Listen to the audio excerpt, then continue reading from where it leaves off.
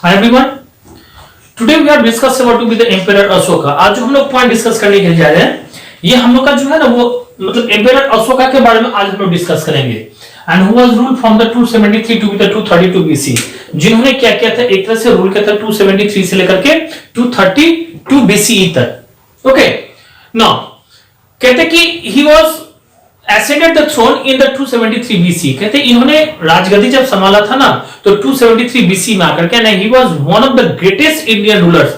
और इनके बारे में कहा जाता है कि ये इंडिया का ना एक तरह से ग्रेटेस्ट रूलर उस समय में माने जाते थे.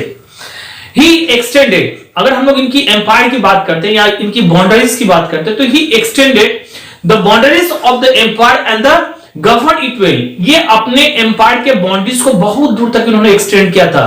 और उतना ही नहीं बल्कि उसको ना एक तरह से अच्छे तरीके से इन्होंने गवर्न भी उस समय में किए थे.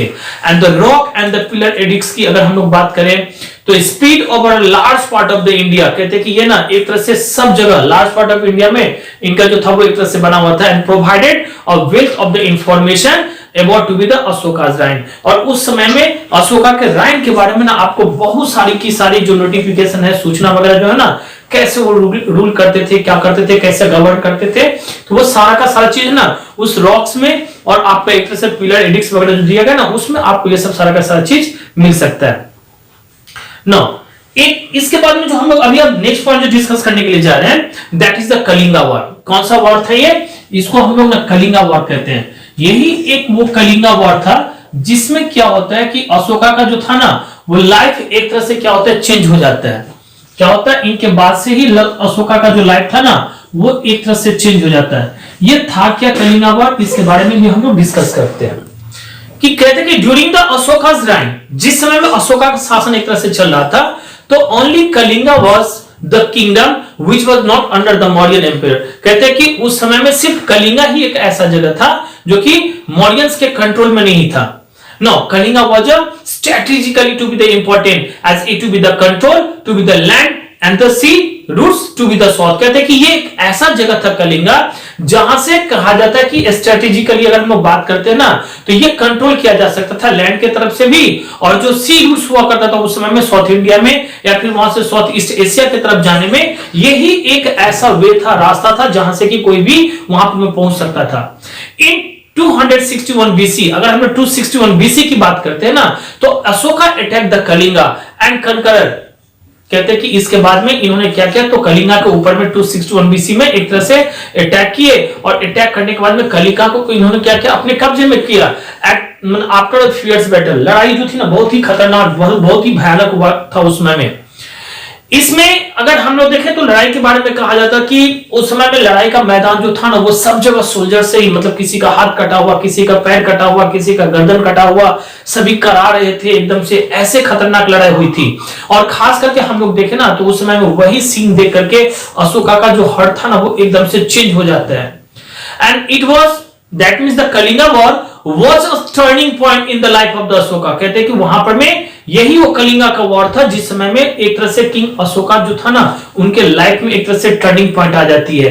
द डेथ, अगर हम लोग बात करते हैं उस समय में destructions and the suffering that he saw in the war. कहते हैं कि उस लड़ाई में जो था ना जो डेथ हुई थी, सफरिंग हुआ था ना, ये देख करके he was touched him the deeply. और एक तरह से ना वो चीज ना उनके दिमाग में, उनके मन में जो था ना वो एकदम से डीपली बैठ गया. एंड ही वोड not to be the fight the anymore war. और इसके बाद उन्होंने एक तरह से प्रतिज्ञा ले ली, प्रॉमिस किए कि आज के बाद से वो ना कोई भी लड़ाई वगैरह नहीं लड़ेंगे. So after the Kalinga war what's happened? Ashoka embraced the Buddhism. इन्होंने क्या किया, किंग अशोका ने एक तरह से बुद्धिज्म रिलीजन जो था ना उसको एक तरह से एम्ब्रेस कर लिया, मतलब उसको गले लगा लिए. कहने का मतलब क्या हुआ कि जो बुद्धिज्म रिलीजन था ना उस रिलीजन को उन्होंने क्या किया एक तरह से एक्सेप्ट कर लिए.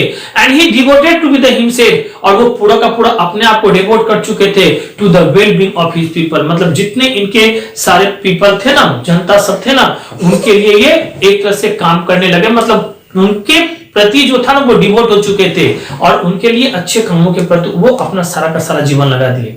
Okay, next point which we have discussed here about to be the Ashoka's Dhamma.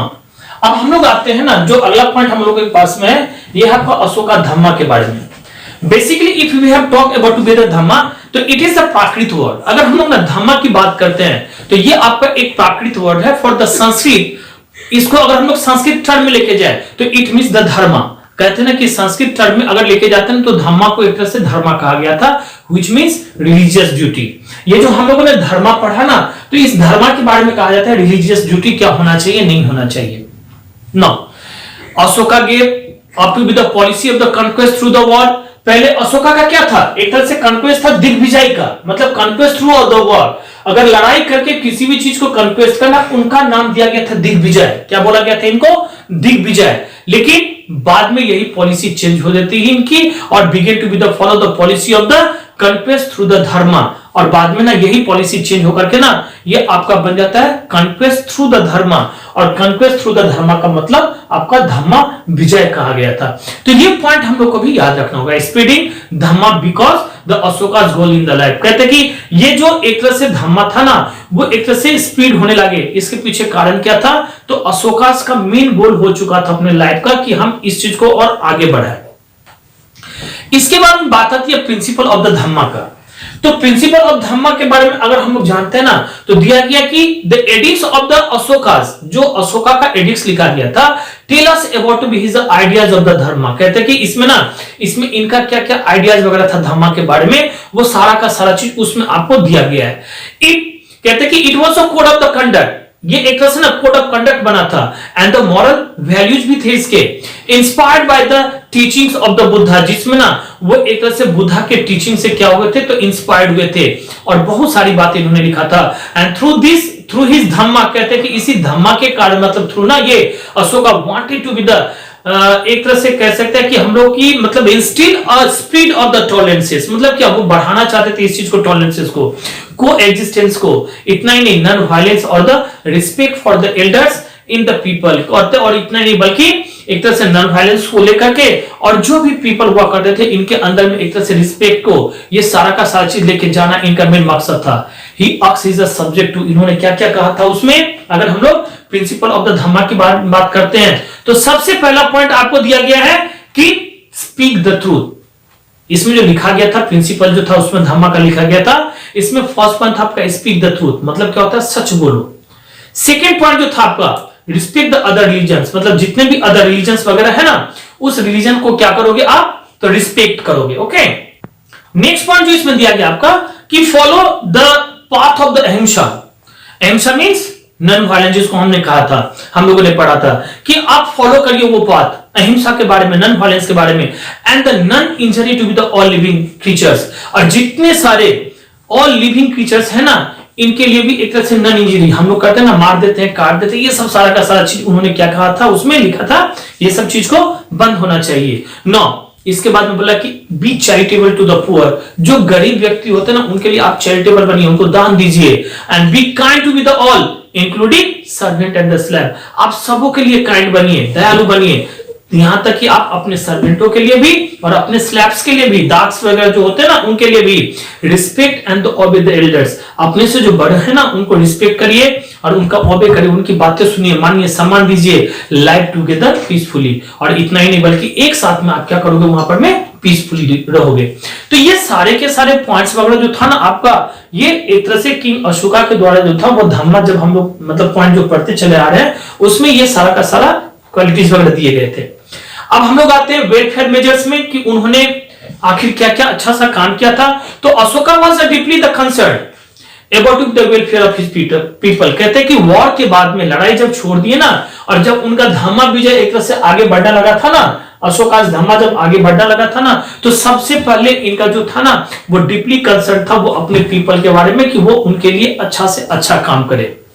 No, in one of his edicts, इन्होंने अपने एडिक्ट्स में कहा है, क्या कहा है, he says कि all men are the my children and just as I desire for my children that they should obtain the welfare and the happiness both in this world and the next। कहते कि जितने भी सारे people है ना, जितने भी सारे मैन वगैरह है ना, वो हमारे चिल्ड्रेन, हमारे बच्चे की तरह है। जैसे कहते हैं कि आई डिजायर फॉर माई चिल्ड्रेन, जैसे मैं अपने बच्चों के लिए डिजायर रहता हूं एक तरह से, कि that they should obtain the welfare, कि ये लोग क्या करेंगे, अच्छे वेलफेयर होंगे, अच्छे वेलफेयर करेंगे और हैप्पीनेस में उनके बारे में सोचता हूं। वैसे ही पूरा का पूरा वर्ल्ड जो है ना इसी हैप्पीनेस को लेकर के चले, ये इनका मानना था। And the same to I the desire for all man, और उसी तरह से मैं भी सारे आदमियों से भी यही डिजाइड करता हूं कि वो भी वैसे ही करे। So some of his welfare the measures were as follows. अगर हम लोग कुछ इनकी वेलफेयर मेजर्स की बात करें ना, तो जिसमें से कुछ पॉइंट्स आपका दिया गया है। So number 1, Ashoka build the good roads. इन्होंने अच्छे अच्छे रोड्स वगैरह भी बनाए थे। And the planted the tree on the both side of the roads. और रोड के दोनों साइड में ही इन्होंने क्या किया था, तो बहुत सारे ट्रीज वगैरह भी प्लांट करवाए थे।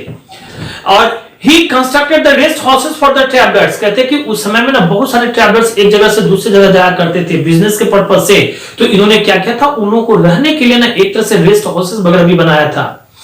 इसके बाद में दिया गया है कि he built the many hospitals। इन्होंने बहुत सारे हॉस्पिटल्स भी बनाया। किसके लिए? both for the people and the animal। मतलब जानवरों के लिए भी और आदमियों के लिए भी। No, he regularly went on the tours। और ये एक तरह से ना हमेशा रेगुलरली टूर्स पर में जाया करते थे। And try to solve the problems of his subject. और जो भी प्रॉब्लम हुआ करता था, उन प्रॉब्लम को वो एक तरह से क्या करते थे, कोशिश करते थे उसको सॉल्व करने का। ओके